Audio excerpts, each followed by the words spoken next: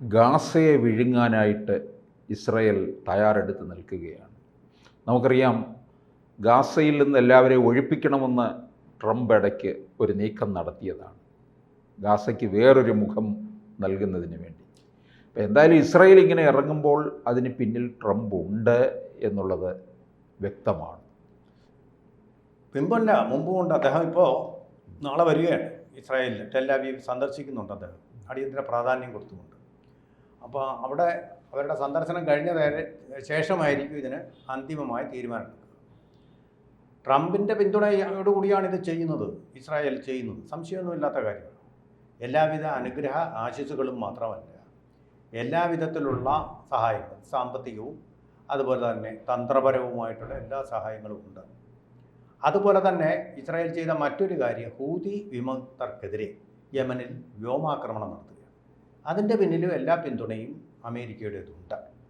എന്താ, അവർ ഈ ഭീകരവാദത്തെ എതിർക്കുകയാണ്, ചെറുത്തു തോൽപ്പിക്കുകയാണ്, കൂടെ നിൽക്കുകയാണ് അമേരിക്ക. എന്നാൽ അതിനേക്കാൾ വളരെ മാരകമായ തോതിൽ, അതുപോലെ തന്നെ വിനാശകരമായ തോതിലും പാകിസ്ഥാൻ നടത്തുന്ന ഈ ഭീകരാക്രമണങ്ങളെ അവർക്ക് നേരിട്ട് തന്നെ ബോധ്യമായിട്ടും എതിർക്കാൻ, ഇന്ത്യയോടൊപ്പം നിൽക്കാനോ പിന്തുണയ്ക്കാനോ അതേ ആവേശം ട്രംപോ അമേരിക്കയോ ഇതുവരെ കാട്ടിയിട്ടുമില്ല എന്നുള്ളതാണ് സത്യം. നമുക്ക് ഉദാഹരണമായി അറിയാവുന്നതുപോലെ US-ന് ഏറ്റവും വലിയ ആഘാതം അവരുടെ ചരിത്രത്തിൽ തന്നെ ഏൽപ്പിച്ചിട്ടുള്ള വേൾഡ് ട്രേഡ് സെൻറ്റർ ആക്രമണം, അത് നടത്തിയ ആൾ, ആസൂത്രകൻ എന്ന് പറയുന്നത് ഉസാമ ബിൻ ലാദനായിരുന്നു. ലോകത്തിൻ്റെ എല്ലാ ഭാഗത്തും അവർ തിരഞ്ഞു, അന്വേഷിച്ചു, കണ്ടെത്തിയില്ല. ഇത്രയും ശക്തമായ ഇൻ്റലിജൻസും CIA-യും എല്ലാമുള്ള ലോകത്തിലെ ഏറ്റവും ശക്തമായിട്ടുള്ള രാഷ്ട്രത്തിൽ, ലോക പോലീസായിട്ടുള്ള രാജ്യത്തിന് അദ്ദേഹം ഒളിച്ചിരിക്കുന്ന ഇടം വർഷങ്ങളോളം കണ്ടുപിടിക്കാൻ കഴിഞ്ഞില്ല. അഫ്ഗാനിസ്ഥാനിലെ ഗാന്ധാരഭൂമിയിലെ മണ്ണിൽ മുഴുവൻ അവർ തിരഞ്ഞു നോക്കി, ഒരെത്തും പിടിയും കിട്ടിയില്ല. താലിബാൻ ഇടയ്ക്ക് അവർ ചികഞ്ഞു നോക്കി, ഒരെത്തും പിടിയും കിട്ടിയില്ല. അവസാനം അതീവ രഹസ്യമായിട്ട് കണ്ടെത്തിയത് പാകിസ്ഥാനിലെ അട്ടിലാബാദ് എന്ന് പറയുന്ന സ്ഥലമാണ്. ആ സ്ഥലം പാകിസ്ഥാൻ്റെ പട്ടാള കേന്ദ്രത്തിൻ്റെ സമീപത്ത്. അപ്പോൾ പട്ടാളങ്ങളുടെ സഹായത്തോടു കൂടി ഒളിപ്പിച്ച് താമസിച്ചിരിക്കുകയായിരുന്നു ഉസാമ ബിൻ ലാദനെ പാകിസ്ഥാൻ. എന്നിട്ടൊന്നും ചെയ്തില്ല. കാരണം എന്താ? അമേരിക്കയ്ക്ക് വേണ്ടി അഫ്ഗാനിസ്ഥാനിൽ പോയി റഷ്യൻ ഭരണകൂടത്തിനെതിരെ പോരാളികളായിട്ടുള്ള ഈ താലിബാനെ പരിശീലിപ്പിക്കാൻ സഹായിച്ചത്, ഏർപ്പെടുത്തിയത്, അവരുടെ ഒരു ഔട്ട്സോഴ്സിങ് ഏജൻസി ആയിട്ട് വെച്ചിരുന്നത് പാകിസ്ഥാനെയാണ്. ഒന്നും പറയാൻ പറ്റില്ല. അപ്പോൾ അവർ അങ്ങനെ സഹായിച്ചിരുന്നു അവർ. അതുകൊണ്ടാണ് ഈ പാകിസ്ഥാനെ തള്ളിപ്പറയാൻ പല രാജ്യങ്ങൾക്കും ഇപ്പോൾ ഒരു മടി വന്നിരിക്കുന്നത്. പക്ഷേ ഇന്ത്യക്ക് റഷ്യ ചൈനയോട് അടുത്ത് നിൽക്കുകയാണെങ്കിൽ പോലും ചൈനയുടെ നയങ്ങൾക്കെതിരാണ് റഷ്യ പറഞ്ഞതെങ്കിലും പൂർണ്ണമായ പിന്തുണ ഒരിക്കൽ കൂടി ഈ ഭീകരവാദത്തിനെതിരെ നമ്മളോട് സ്ഥാപിച്ചിരിക്കുക. എന്ന് മാത്രമല്ല, ഐക്യരാഷ്ട്രസഭയിൽ ചർച്ച നടന്നപ്പോൾ മുഴുവൻ രാജ്യങ്ങളും പാകിസ്ഥാനെതിരെ വന്നിട്ടുണ്ട്, അമേരിക്ക ഇത്ര ആവേശം കാട്ടിയില്ലെങ്കിലും. അപ്പോൾ ഇന്ത്യയുടെ മനസ്സിനോടൊപ്പമാണ് ലോകരാഷ്ട്രങ്ങളുടെ എല്ലാം മനസ്സും ഇപ്പോൾ ഉള്ളതെന്നുള്ളതും വ്യക്തമാണ്. ഇവിടെ ഇപ്പോൾ അതേ ഐക്യം ഇസ്രായേലിന് കിട്ടുന്നില്ല. കാരണം എന്താ? ഇന്ത്യയെ എതിർത്തൊരൊറ്റ രാഷ്ട്രം പോലും പറഞ്ഞിട്ടില്ല ഇതുവരെ.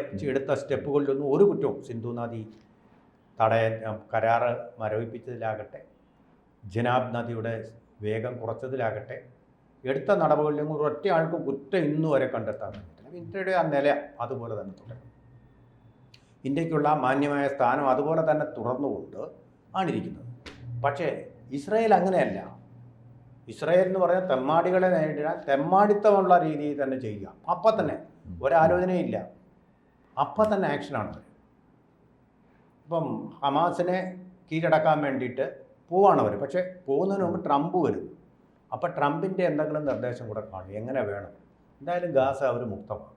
ഇപ്പോൾ തന്നെ ഗാസയുടെ ഏതാണ്ട് 1/3 ഭാഗം ഇസ്രായേലിൻ്റെ കയ്യിലാണ്. ഇനി 1/2 കൂടെ മതി. അത് അമേരിക്കയുടെ സഹായത്തോടു കൂടി അവർ സാധിക്കും. ഗാസ എന്ന് പറയുന്നത് ഒരു പ്രത്യേക സ്വതന്ത്ര രാഷ്ട്രമായിട്ട്, ഒരു കോസ്മോപോളിറ്റൻ രാഷ്ട്രമായിട്ട്, ലോകത്തിലെ ആദ്യത്തെ കോസ്മോപോളിറ്റൻ എന്ന് പറഞ്ഞാൽ ഇസ്രായേലിൻ്റെ നിയന്ത്രണത്തിൽ, ഇസ്രായേലിൻ്റെ ആയിരിക്കുമോ അമേരിക്കയുടെ ആയിരിക്കുമോ എന്ന് പറയാൻ പറ്റില്ല. അല്ലെങ്കിൽ ഒരു ഒരു ട്രസ്റ്റിൻ്റെ ഒരു കൺഗ്ലോമറേറ്റ് എന്ന് പറയുമല്ലോ, പല രാജ്യങ്ങൾ ചേർന്നുള്ള ഒന്നിൻ്റെ പ്രവിശ്യയായിട്ട് അങ്ങനെയായിരിക്കും വരുന്നത്. എന്തായാലും ഒരു കാര്യം ഉറപ്പാണ്, പാലസ്തീൻകാരുടെ നിയന്ത്രണത്തിലായിരിക്കില്ല. അത് മാത്രമേ നമുക്ക്. പക്ഷേ ഈ ഗാസയിലെ എത്രയോ ലക്ഷം പേരോ അവശേഷിക്കുന്നുണ്ടല്ലോ. അതെ, അവരെ ഏത് തരത്തിൽ ഇവർ സംരക്ഷിക്കും എന്നുള്ളതിനെ കുറിച്ചും അവരെ ഇപ്പം തെക്കൻ ഗാസയിലേക്ക് മാറ്റിയിട്ടുണ്ട്. ഇപ്പോൾ അവരെ അമേരിക്ക വിചാരിച്ചു കഴിഞ്ഞാൽ അവരെ നമ്മുടെ ജോർഡാനിലോ അല്ലെങ്കിൽ അറബ് ദേശങ്ങളിലോ എവിടെ വേണമെങ്കിലും അമേരിക്ക അല്ല, ട്രംപ് ഇടയ്ക്ക് അങ്ങനെ നീക്കം നടത്തിയതാണ് ഈ ഗാസയെ മുഴുവൻ ഒന്ന് പുനരാവിഷ്കരിച്ചു കൊണ്ടുവരാൻ വേണ്ടിയിട്ട്. പക്ഷെ അവര് കൈയൊഴിഞ്ഞു.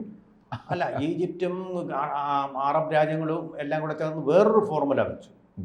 അപ്പോൾ അതുകൊണ്ട് അതങ്ങനെ നിൽക്കുകയാണ്, രണ്ട് ഫോർമുലകളായിട്ട് നിൽക്കുക. പക്ഷേ അമേരിക്ക ഒരു സമ്മർദ്ദം ചെലുത്തിയാൽ മറ്റുള്ളവർക്കെല്ലാം സമ്മതിച്ചേ പറ്റൂ എന്നുള്ളതാണ് അവസ്ഥ.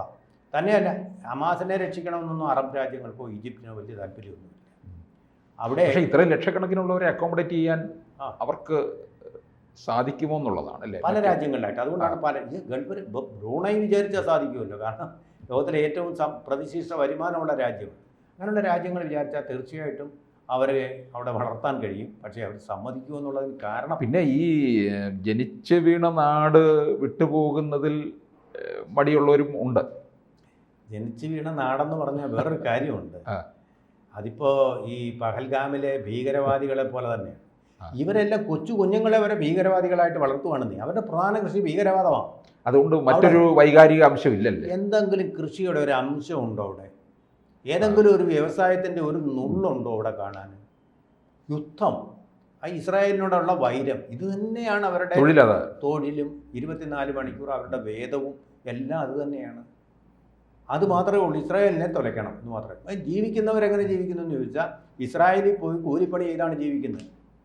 പക്ഷേ യുദ്ധം വരുമ്പോൾ ഇസ്രായേലിൻ്റെ ഈ പണം വാങ്ങി പ്രവർത്തിക്കുന്നവർ ഹമാസിനോടൊപ്പം നിൽക്കും, ഇസ്രായേലിനെ ചതിക്കുകയും ചെയ്യും. ഈ രീതിയിലൊരു ജീവിത രീതിയാണ് അവിടെയുള്ളത്. അവർക്ക് ഈ മരണമൊന്നും പ്രശ്നമല്ല.